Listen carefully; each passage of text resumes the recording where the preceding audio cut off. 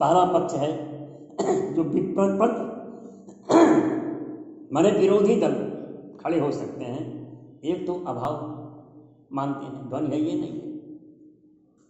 एक दूसरा पक्ष आया कि भाई ठीक है, हम आपके ध्वनि को स्वीकार कर लेते हैं, लेकिन ध्वनि इसको हम लक्षणा के अंतर्गत मान लेते हैं। लक्षणा में ही अंतर्भूत जो हो जाए वही ध्वनि है, ये ध्वनि अलग चीज कोई नहीं। ये दूसरा पक्ष। तीसरा पक्ष क्या कहता है, ठीक है भाई, हम ध्वनि को तो स्वीकार मन में करते हैं, अनुभव करते हैं, ध्वनि क्या चीज है हम जानते हैं, अनुभव कर रहे हैं, लेकिन हमारे अंदर कोई शब्द नहीं है कि उसकी हम व्याख्या कर सकें। अलक्षणीयतावाद कहते हैं उसको। उसका लक्षण करने में हम असमर्थ हैं, अनिर्वचनीय हैं शब्द वाणी द्वारा। एक अभाववाद, एक लक्षणा के अंतर्भूत लक्षणावाद कहिए, एक अलक्षणीयतावाद। तीन दल तैयार हो गए, और अभाववादियों में भी तीन दल हो गए।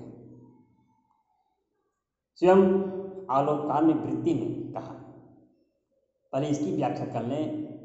तस्याभावम जगदुरपरे भातमामुस्तमन्ये। तस्या ध्वने अभावम आहु। उस ध्वनि के अभाव, इस ध्वनि के सिद्धांत को हम इसको अभाव मानते हैं। ध्वनि नाम की कोई चीज नहीं। कहें क्यों? स्वयं वृत्ति में लिखते हैं आनंद वर्धनाकार, वर्धनाचार्य महाराज, आलोककार जो ध्वनिया रूप के प्रणेता है, कहते हैं अभाववादियों में भी तीन दल हैं। पहला कहता है, अरे भाई हे ध्वनिवादी, जरा ये उत्तर दो बड़े ढंग से, जैसे एक कोर्ट में बहस हो रही है। अब अभाववादी का वकील बोल रहा है ध्वनिवादी के पक्ष को गिराने के लिए, आप ध्वनि को मानते हैं काव्य में, तो जरा ये बताइए जनाब, आप ध्वनि को मानते हैं, एक नई चीज है ध्वनि काव्य जगत में, ये बताइए समूचा काव्य सिद्धांत जो है शब्द अर्थ पर ही अवलंबित है ना? बताइए बताइए।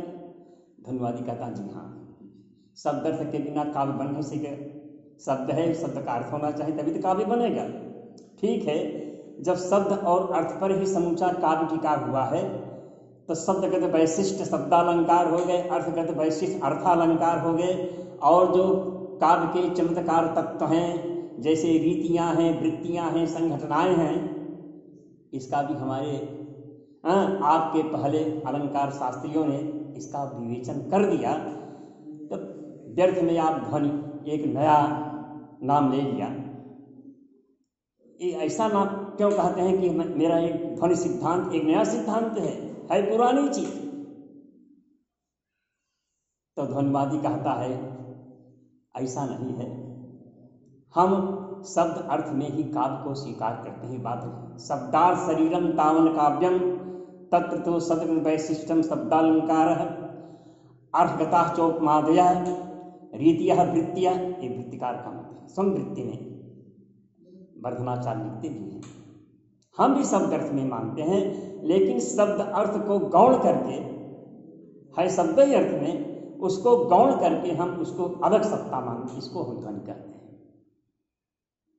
तभाववादी फिर बोलता है वाह, ये तो बड़ा गड़बड़ काम किया है आपने। अरे ध्वनिवादी, अभाववादी कहता है ध्वनिवादी, यह तो आपका सिद्धांत प्रस्थान व्यतिरेकी सिद्धांत हुआ।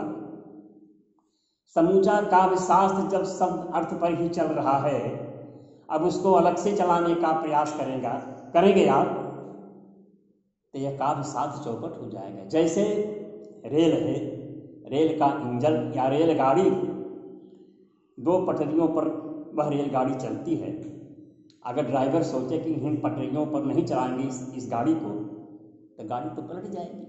ऐसे समूचा काव्य शास्त्र जब शब्द अर्थ पर ही निर्भर है, आप शब्द अर्थ से अलग मानेंगे उसकी सत्ता, जिसको आप ध्वनि कहते हैं, ये तो प्रस्थान व्यतिरेकी आपका हो जाएगा। ध्वनिवादी चुप। तो ध्वनिवादी फिर उत्तर दिया, कहा हाँ, हमारी एक अलग चीज़ ही है। हाँ, ये ध्वनि एक अलग चीज है। तफिन अभाववादी कहता है आपने केवल नाम बदल दिया। बड़े बड़े काव्य शास्त्री हुए हैं आपके पहले जनाब। हाँ, तमाम अलंकार लिखा, रीतियां वृत्तियों का विवेचन किया, लेकिन अगर किसी अलंकार में ध्वनि नाम ले लेते तो जो आप आंख मूंद करके नाच रहे हैं जनाब, कितना बढ़िया उदाहरण दिया। यह दशा आपकी न सुनाई पड़ती न दिखाई पड़ती, केवल आपने नाम बदल दिया। अरे भाई, आपने यही किया, पहले मन से छटांग चलता था, अब आज के युग में उसको किलोग्राम बटखरा नया बन गया। अब नया बटखरा बन गया तो जिसने बटखरा बनाया वह कहे कि मेरा नया बटखरा है, मेरा नया बटखरा है। ये तो बड़ा, आप तो हंसी के पात्र हो रहे हैं। ये अभाववादियों का पक्ष है। तो तीनों ये तीन अभाववादी हैं। बड़ा अच्छा उत्तर दिया। अरे ध्वनिवादी, जो आंख मूंद करके आप नाच रहे हैं, अगर किसी विद्वान से पाला पड़ जाएगा, जब पूछा जाएगा कि ध्वनि क्या है तो क्या उत्तर देंगे? हम इसको समझ नहीं पा रहे हैं। इसलिए आपका ध्वनि सिद्धांत जो है प्रवाद मात्रम ध्वनि, आपका यह ध्वनि जो सिद्धांत है बकवास मात्र है कहने पर। बस आज इतना ही सेवा करूंगा।